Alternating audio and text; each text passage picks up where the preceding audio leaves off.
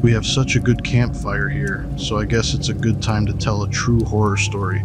It's a story of why we're having this hangout around the campfire digitally, and why I'll never return to the woods again. Normally, I like to talk about horror-related things, but with it being the season, and since I haven't told this story to anybody, I figured I'd share it now. Maybe it's because it's a story I want to forget, but I can't. I'd like to say I was heroic and brave in a time of need, but in this case, taking a moment to think before reacting might have saved my life. Honestly, whatever happened that night, I didn't know what to call it. After reading, watching, and hearing stories of Wendigos and Skinwalkers, I believe I came into contact with one. I don't know which one it was, but maybe by the end of the story, you can tell me. This was about 19 years ago in 2005. I was 17, and my friend and I went camping. Unknown to our parents, we had snuck our girlfriends out to camp with us. My girlfriend at the time had strict parents. Now, we never did anything sordid, especially not with my friend and his girlfriend sharing the same tent. We just wanted some time together, away from the hovering glare of helicopter parents and their accusing stares over something as innocent as a hug or a kiss. We arrived at the campsite about an hour before sundown. We set up the tent, unpacked our equipment, cooked a meal, and talked around the campfire. At bedtime, each couple took a side of the large tent. It was made for 12 people, but for the 4 of us, it felt like a little apartment in the woods. However, one thing we 4 city kids didn't account for was how hard the ground was in mid-October. None of us could sleep, so we decided to sit around the fire and just talk. Thankfully, I had a pile of wood chunks from all the deadfall I collected before the sun went down. I grabbed way more wood than we needed before it got dark. I tossed a few logs on the fire, and it roared back to life, lighting up our surroundings. But I think reigniting that fire drew its attention to us. As we sat around the fire at 2 or 3 in the morning, laughing and telling stories to pass the time, we heard a woman screaming for help out in the woods. Help! Help me, please!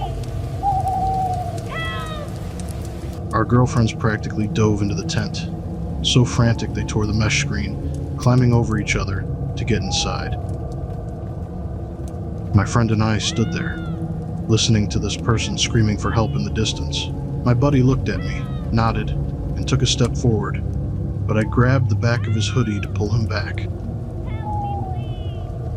He was determined, saying, "We can't just leave her out there." But I noticed something he didn't. The voice was off. It sounded real, but the pitch was wrong. It was repeating the same words in the exact same tone, like a recording. A normal voice cracks or changes tone when you are yelling that loud, especially if you're in distress. Help! Help me, please! Help! When my buddy took a moment to actually listen, his eyes widened and he turned pale. I said, "Whatever it is out there yelling for help, I don't think it's a person." He sat back down on the stump as the campfire crackled, asking almost defeated, "Then what is it? What do we do?" Now, I know everyone hearing this is thinking, grab your phone, call the cops, but we were teens in the early 2000s.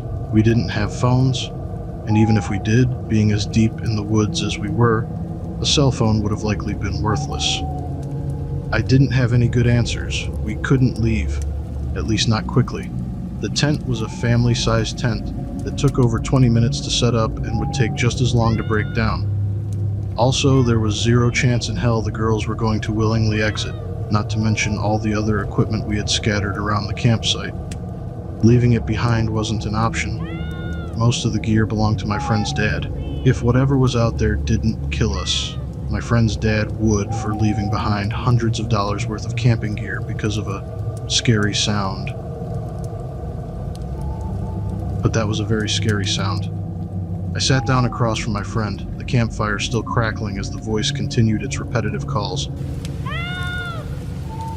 Help me, please! Help! I sat there with my cheap but sharp old combat knife, shaving the end of a long stick we used to stoke the fire. I don't know why I did it. Maybe I just needed to be doing something to get rid of the nervous energy. Whoa. Our tent was on one side, and the woods, along with the fake cries for help, were on the other. The screams stopped every once in a while for a few minutes, only to come from a different area of the woods around us. Though it wasn't intentional, between the two of us and the way we were sitting, we had a 360-degree view of our camp. Nothing was going to sneak in without being seen. It was creepy, sure. I really don't like to think about it. It gives me a horrible feeling. The voice sounded like it was hundreds of feet away, hidden somewhere in the darkness. What still gets me to this day is that the fire was dancing and giving off flickering dim light.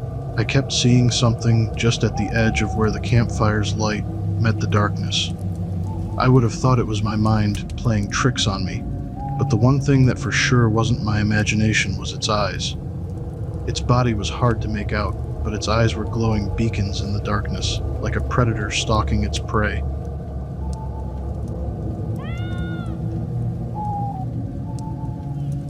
Every time I saw the eyes, I locked onto them. They would change location, just like the screams. The creepy thing was that the screams seemed to come from the opposite direction of the eyes. Help! Help me, please! Whatever this thing was, it wanted our attention facing away. It makes sense. It's easier to sneak up on your meal when it's not facing you. But I caught on to the game. I really don't like the very real possibility that my life was saved by a staring contest. I watched it move around us, trying to draw our attention away. Though my sanity likely took a hit from listening to the repetitive yell in the distance off and on for hours, I locked eyes with this thing, whatever it was, until the sun started to come up. When the sky started to lighten but the sun was nowhere to be seen, the distant screaming stopped, and the glowing eyes blinked and disappeared into the woods. Our girlfriends didn't believe this story. Apparently, headphones and a Discman make the creepy distant screams easier to cope with, so much so that the girls fell asleep while my friend and I began packing everything up. We woke the girls up and took down the tent. During the sleep-deprived drive back, two things couldn't escape my mind. The first was, how did it sound hundreds of feet away in the opposite direction when, in reality, it was consistently within 100 feet of us? The second thing, and this still disturbs me to this day, is what would have happened if, during our impromptu game of cat and mouse, we ran out of wood and lost the light of the campfire. All I know is my ass is for sure never going camping again.